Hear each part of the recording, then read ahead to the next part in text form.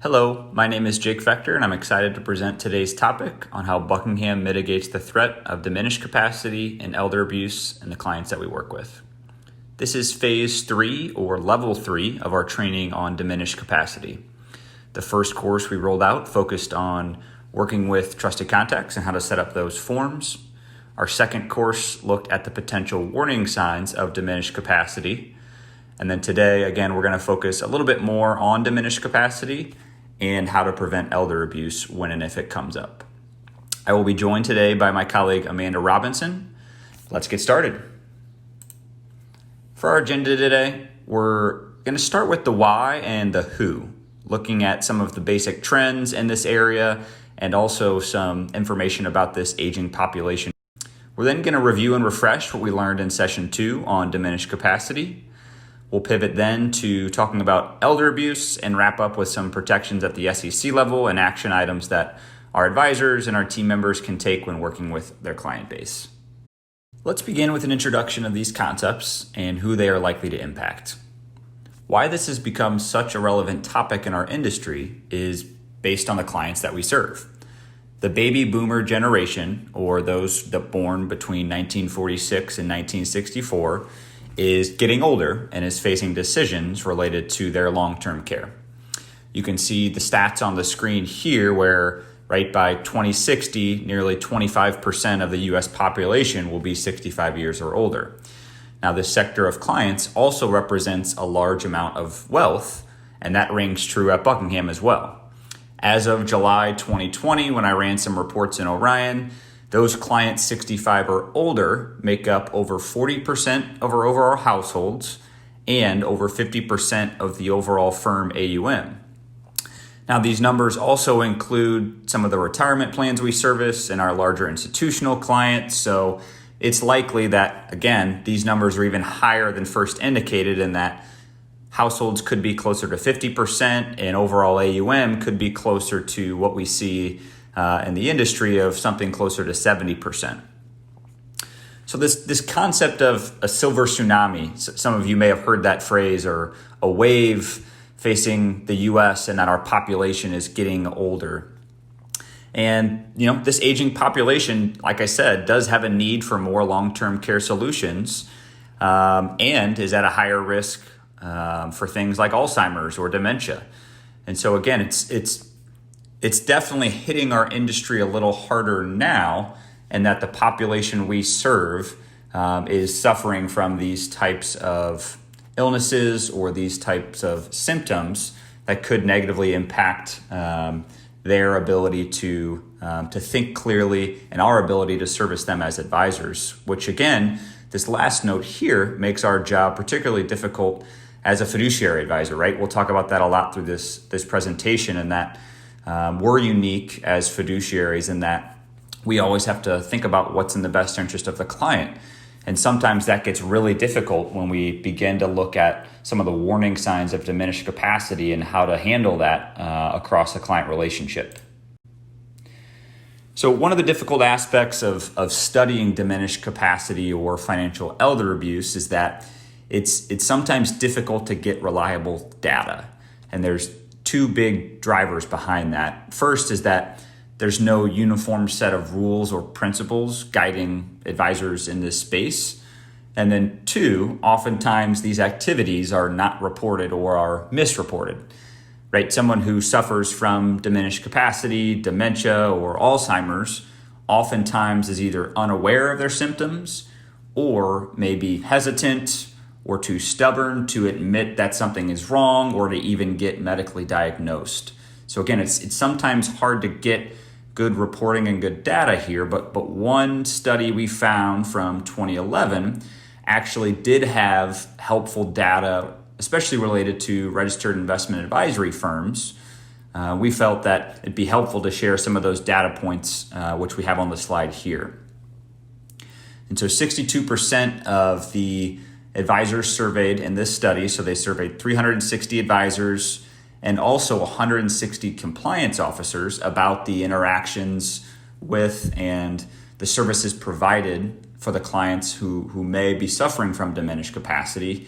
And again, one of the main findings was that 62% of the survey said that working with clients with diminished capacity has started to become a problem, right? Thinking about, do we have enough training? Are advisors up to speed on some of the trends?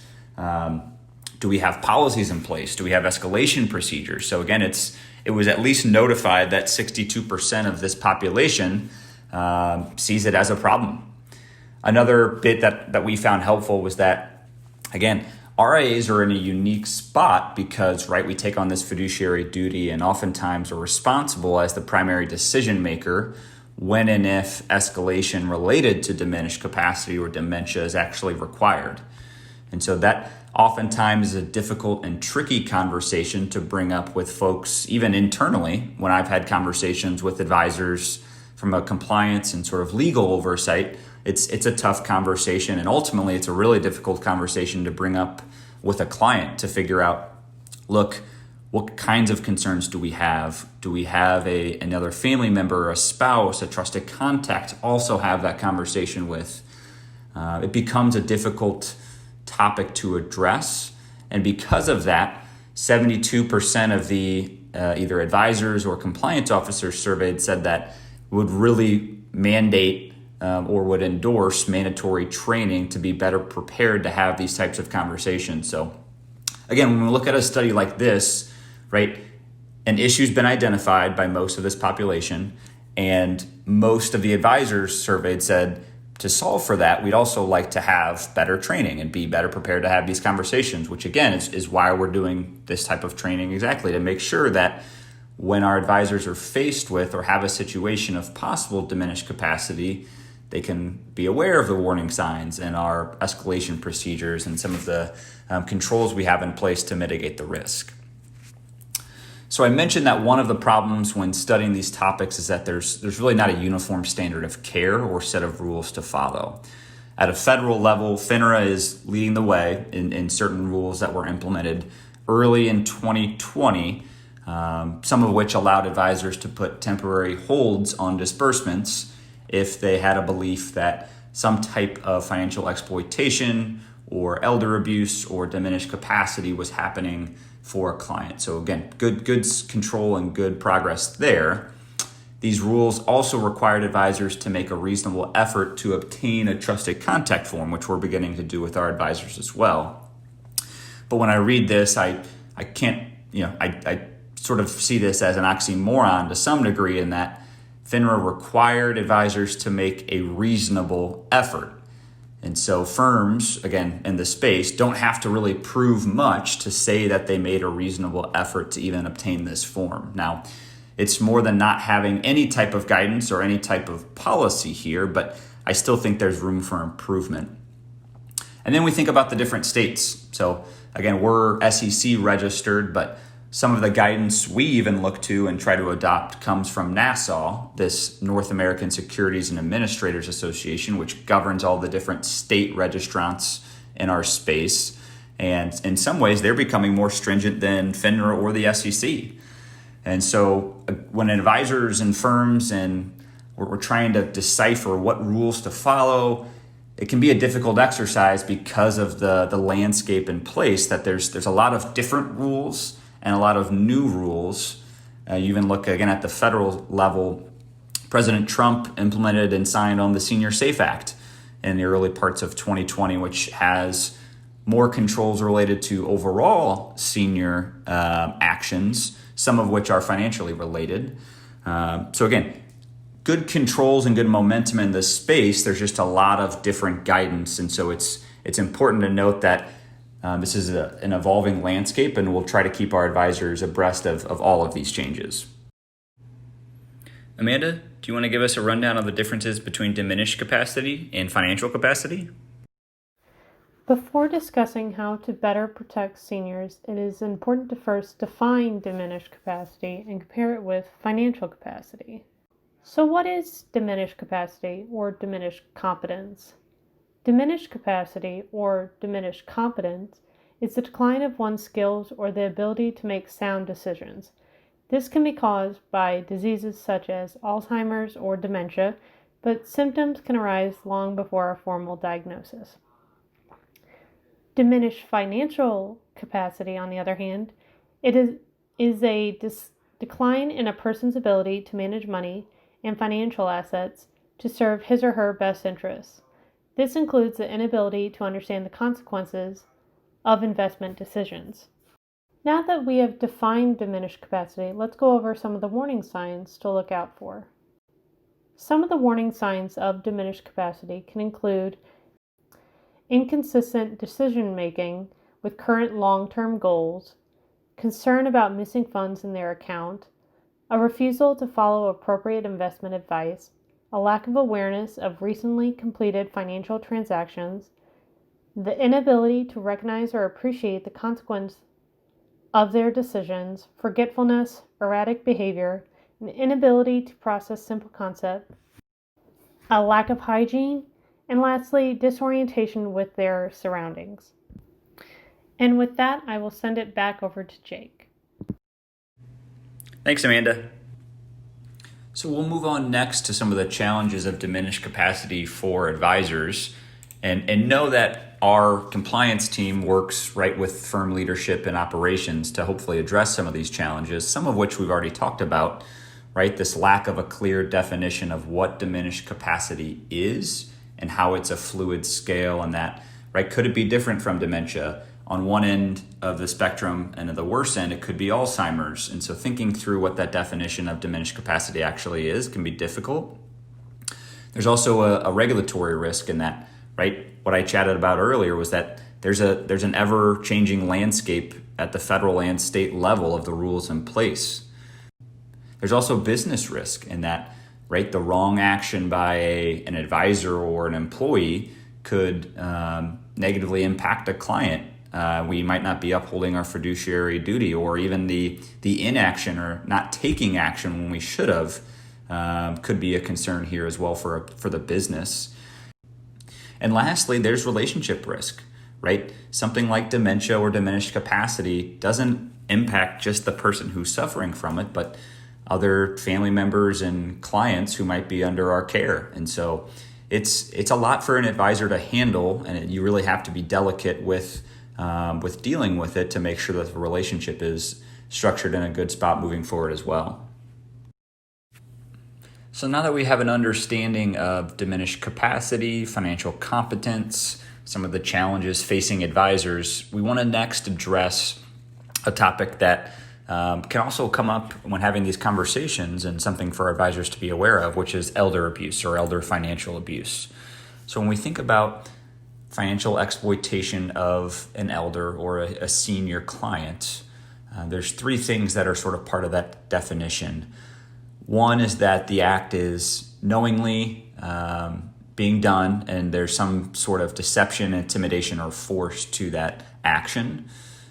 Two is that this person obtains control over an elderly or disabled person's property or financials as part of this act. And then lastly, there is an intent to permanently deprive the elderly or disabled person of use of that property or asset that's obtained. And so, while certainly that's the definition, I think examples can sometimes be easy to understand here, some of which we have on the screen, right? Forging a signature, coercing someone into signing a document, misuse or even stealing of some money or possessions. Some scams also are large in this area, right? Telemarketing scams or a romance scam. Again, people know that the elderly can sometimes be an easy target, right? They have oftentimes more wealth. They can be unfamiliar or clunky sometimes when they deal with technology, whether that's on a computer, on a phone. They oftentimes depend on others for care. And they also may not have a complete understanding of their financial picture, right? They may have other folks, whether that's advisors or other family members, who are dealing with their financials. And so oftentimes the elderly or senior clients are the perfect target for a fraudster to go after to try to get possessions of funds or property. When we think about the characteristics of someone who may be a perpetrator here, who may go after an elderly client, oftentimes these perpetrators feel like these senior clients' belongings are theirs, right? We may even see a family member or potential beneficiary who wants and knows that these assets may ultimately become theirs. They're very possessive and even selfish to some degrees, that they feel like these possessions are theirs. Oftentimes, these perpetrators have financial difficulties themselves. Another factor here is that, again, unfortunately, family and beneficiaries are often the perpetrators here, in that sibling rivalry. Family members may have different takes related to inheriting or possessing a senior client's funds. And then lastly, these predators often have other qualities that they use to seek out and find vulnerable elders. In the case studies we've seen, you'll see these perpetrators looking at obituaries to look for recent lost loved ones, or may drive through neighborhoods looking for people who may be isolated or alone, or going to nursing homes, or trying to find ways into those types of facilities. They often use strategies like saying that they love or build up of romantic interest. They'll try to get jobs to care for elderly persons, or masquerade themselves as a counselor to these folks. Again, very, very sad and very troubling things to hear. But when we look at case studies and trends, I think it's important to share that our advisors are aware of some of these characteristics. And then lastly, before we move on to our next topic, when thinking about indicators of financial abuse against the elderly, change is oftentimes the biggest driver here. Change can come in things like a change to strategy, change of beneficiaries, change of withdrawal rate, right? These clients have likely had the same plan, or at least a consistent plan, for their whole entire time as a client of ours. And so any type of sudden movement or alteration to that plan should be a red flag to our advisors. The other thing I'd mention here is that, right, new contacts or new parties to a relationship can also be a red flag, right? Someone who's caring for that individual, a new romantic interest, someone else who you really haven't been debriefed on, or hasn't been part of the family profile really, is coming in later in life. That oftentimes can be someone who may be trying to take advantage of a senior client. Back to you, Amanda. Thanks, Jake. The SEC has taken several steps in order to protect senior investors. Some of the steps the SEC has taken to protect senior investors include public education and outreach, senior-focused SEC exams, enforcement, and regulatory policy. The SEC will protect senior investors through public education and outreach by holding in-person events, webinars, and drafting publications devoted to seniors and senior issues. The Office of the Investor Advocate also has sought to highlight senior investor issues. Each year on World Elder Abuse Awareness Day, the SEC holds global summits to recognize this day. Additionally, the SEC has dedicated teams, phone lines, and intake systems to receive and respond to inquiries and complaints from the public. The SEC protects senior investors also by conducting senior-focused SEC exams. In 2019, for example, some of the exam priorities included senior investors and retirement accounts and products, risk-based exams for broker-dealers, and a national initiative focused on investment advisors. Through these exams, the SEC was able to observe both the strengths and weaknesses that exist in the investment advisor community as it relates to protecting senior investors. For example, the staff observed some firms did not define the criteria such as age, retirement status, or other factors for determining which clients they would count as seniors. However, many of the examined investment advisors had policies that specifically address the management and oversight of the accounts of the clients whom the firm perceived as having diminished capacity or competence. The staff observed weaknesses in a few of the investment advisors' policies on diminished capacity. And lastly, while the staff observed that some of the investment advisors had presented or provided trainings to their employees on issues relating to senior clients, most firms had not provided such trainings to their employees.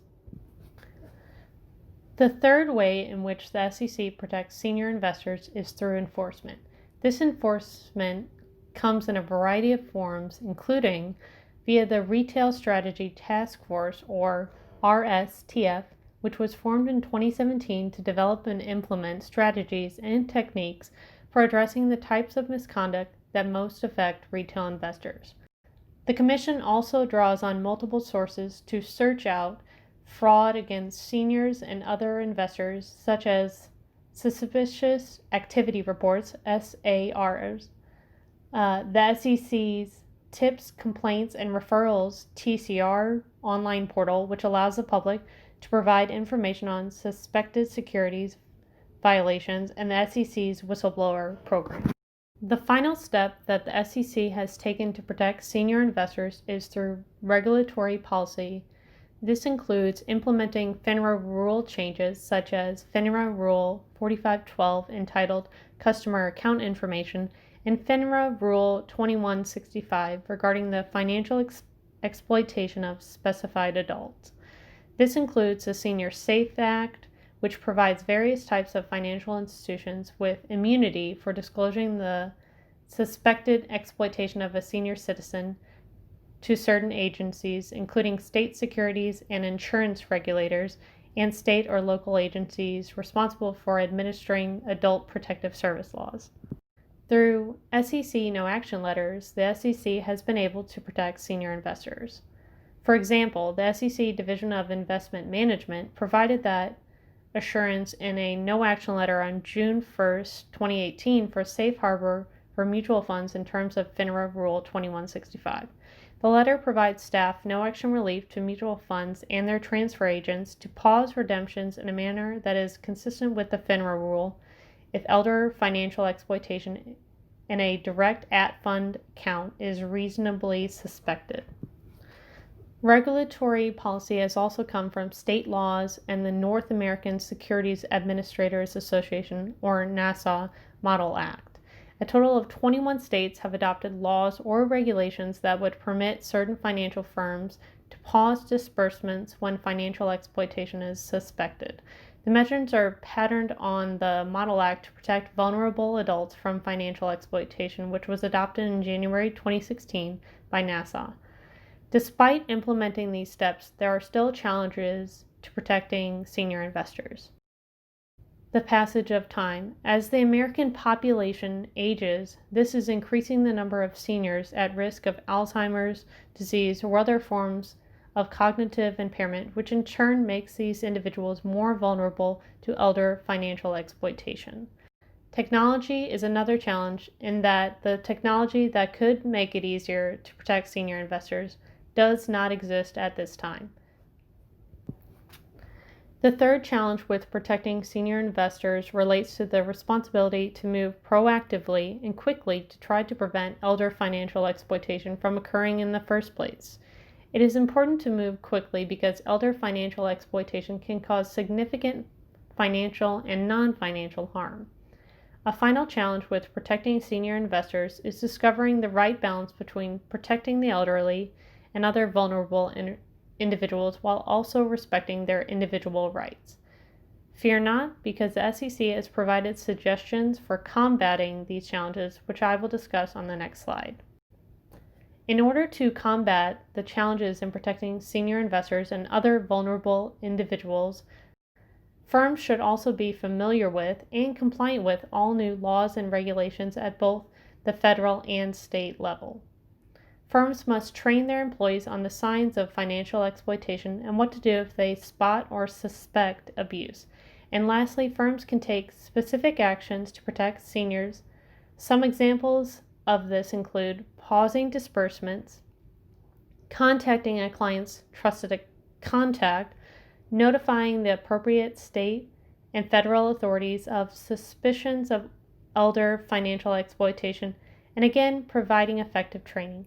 And with that, I will send it back to Jake to wrap things up. So we'll wrap up with some quick action items here. First of which is ensuring that firms have policies and procedures to address situations where a client may be transitioning from being actively employed to retired, or a situation where they may have diminished capacity or incompetence or a suspicion of elder abuse. And we've got those controls in place, inclusive of physical policies and procedures, as well as doing trainings and having white papers available for our advisors. Secondly is making a reasonable effort to establish that trusted point of contact.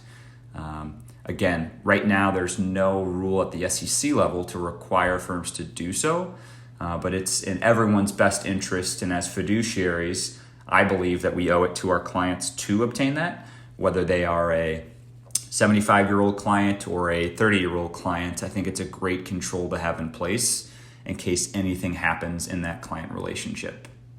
Third is provide full and fair disclosure. We have that with our Form ADV, now our Form CRS. Clients are aware of our role as fiduciaries and the role we play when dealing with every aspect of their relationship. And then lastly is training staff, and that's exactly why we're doing presentations like this and earlier presentations on trusted contact forms and diminished capacity to make sure our advisors are prepared to face these types of situations. I mentioned the trusted contact form. Again, a brief refresher. That's the formal document that we need to have in place to discuss things like a decline in cognitive ability or any type of decline in mental or physical abilities.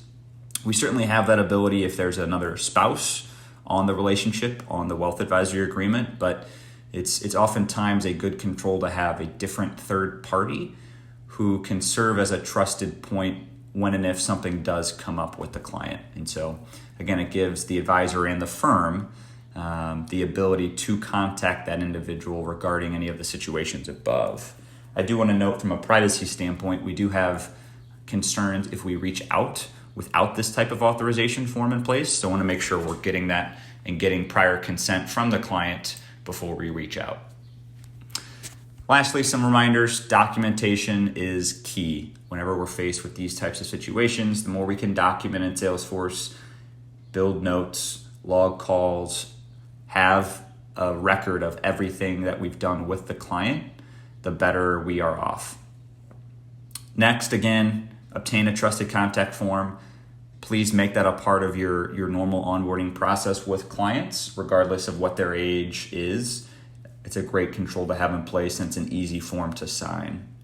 Lastly, when and if a situation does arise, please contact the compliance and legal team, your advisory team leader, or other advisors on your team. The more folks you can get involved, the better off a situation often is. So get us involved early and often. That handles it for our presentation on mitigating the threat of diminished capacity and elder abuse. If you have any questions about these topics, please reach out to the compliance team.